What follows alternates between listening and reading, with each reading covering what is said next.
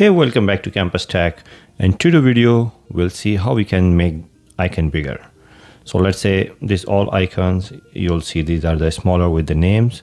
So let's see how we can make it bigger. So just simple, just press and hold right there, press and hold, and you will enter into the toggle mode. So very on top left corner, you'll find edit, click edit, and then you need to select the second option, which is customize. Just go there, and after this it will give you this.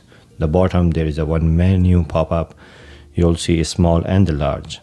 So when you click on the large, you'll see this is a small and this is a large. So there was one thing with the large icon, you cannot see the name underneath the icon.